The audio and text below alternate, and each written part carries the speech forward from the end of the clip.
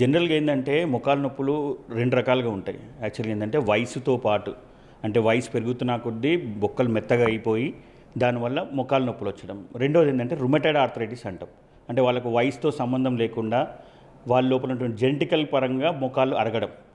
దాన్ని rheumatoid arthritis అంటారు. రెండో రకం సర్వసామాన్యమైనది ఏందంటే ఆస్టియో ఆర్థరైటిస్ అంటాం. ఆస్టియో ఆర్థరైటిస్ ఏంటంటే ఆడవాళ్ళ లోపల ముఖ్యంగా ఎక్కువగా వస్తుంది. తర్వాత మగవాళ్ళ లోపల కొంచెం తక్కువగా ఉంటుంది కంపారిటివ్‌లీ. ఏమైతుందంటే ఆడవాళ్ళు వయసు పెరిగిన కొద్దీ ఆడవాళ్ళ లోపల బొక్కల అరుగుదల ఎక్కువగా ఉంటుంది. ఎందుకంటే ఆస్టియోపోరోసిస్ అంటాం దాన్ని.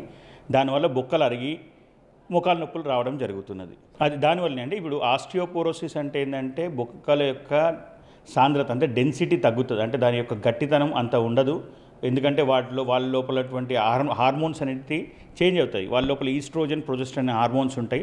వాళ్ళకి ఎప్పుడైతే నెల జరగడం ఆగిపోతుందో ఆడవాళ్ళ లోపల ముఖ్యంగా 45, 46 సంవత్సరాల తర్వాత నెల జరగడం ఆగిపోతుంది. దానివల్ల ఏమవుతుందంటే బొక్కలంటివి మెత్తబడిపోతాయి.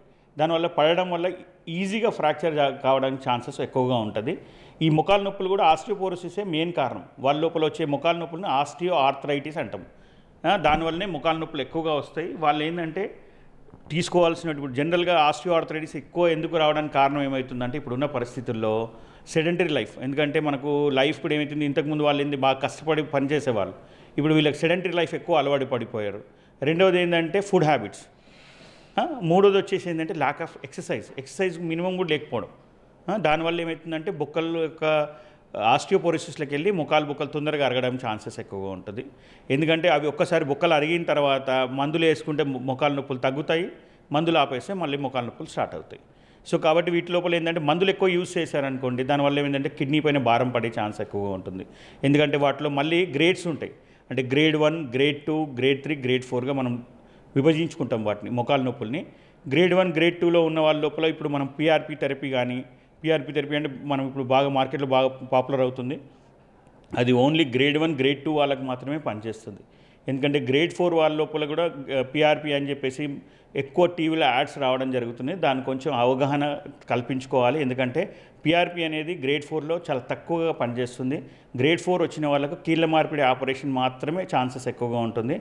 గ్రేడ్ 1, గ్రేడ్ 2 వాళ్ళకు మాత్రమే పీఆర్పీ పనిచేస్తుంది. కట్లు కట్టడం అయితే ఏమవుతుందంటే బేసికల్లీ బొక్క ఇరగడం అనేది చాలా రకాలుగా ఉంటుందండి. ఇరిగి పక్కకు జరిగిన తర్వాత దానికి కట్లు కట్టడం కరెక్ట్ కాదు. బొక్క ఇరిగిన తర్వాత బొక్క పక్కకు జరగకుంటే మామూలుగా హాస్పిటళ్ళల్లో కూడా పిఓపితో మనం మెయింటైన్ చేస్తాం. వాళ్ళకి ఏం ఆపరేషన్ అవసరం పడదు.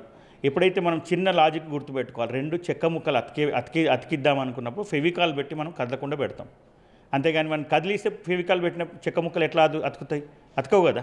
సో కాబట్టి పిఓపి పెట్టినప్పుడు ఎప్పుడు రాయడము, మసాజ్ చేయించడం బొక్కలు ఇరిగిన తర్వాత అది కరెక్ట్ పద్ధతి కాదు. కానీ మామూలుగా పిఓపి వేస్తే సరిపోతుంది వాళ్ళకి. ఎప్పుడైతే బొక్క ఇరిగి పక్కకు జరగనప్పుడు. కానీ ఇరిగి పక్కకు జరిగిందంటే ఖచ్చితంగా దానికి ఆపరేషన్ అవసరం పడుతుంది. సో ఆపరేషన్ చేయకుండా మనము కట్లు కట్టించడమే చేస్తే దానివల్ల ఏంటంటే అక్కడ లోకల్ ఇన్ఫెక్షన్ అయిపోయి కాళ్ళు పోయే ప్రమాదం కూడా ఉంటుంది. సో ఇంతకుముందు ఏంటంటే డాక్టర్లు చాలా తక్కువ మంది ఉండేవాళ్ళు. సో కాబట్టి మనము అటువంటి వైద్యం వెళ్ళేవాళ్ళం. ఎందుకంటే డాక్టర్లు మనకు అవైలబిలిటీ లేకపోవడం వల్ల. ఇప్పుడు అలా లేదు కదా. ఇప్పుడు ప్రతి చిన్న విలేజ్లకు కూడా అన్ని రకాల స్పెషాలిటీస్ ఊర్లోపల కూడా వస్తున్నారు. కాబట్టి అన్నెసరిగా ఈ నాటు వైద్యాలు తీసుకోవడం మంచిది కాదు. బేసికల్గా ఏమవుతుందంటే మనం తినే ఫుడ్ ఎక్కువ పెస్టిసైడ్స్ తోటి ఎక్కువ పండిస్తున్నాం. దానివల్ల మన బాడీకి కావాల్సిన ఏదైతే మినరల్స్ ఉంటాయో, ప్రోటీన్స్ ఉంటాయో చాలా తక్కువ % మన బాడీకి అందుతున్నాయి.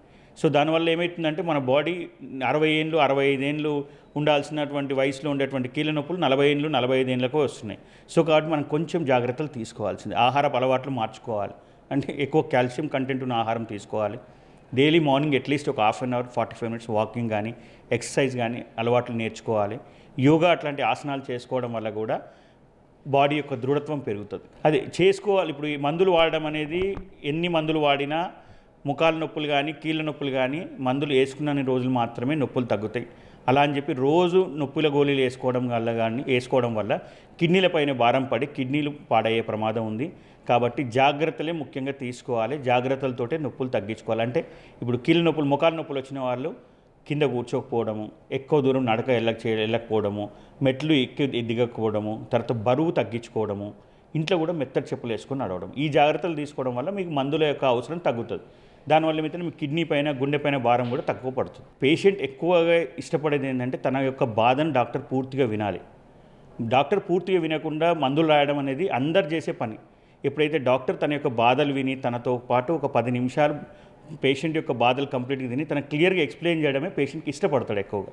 అంతేగాని మందులో రాయడంలో కానీ తర్వాత ట్రీట్మెంట్ ఇవ్వడంలో కానీ పెద్ద తేడా ఉండదు మిగతా డాక్టర్లకు తర్వాత మాకు కానీ.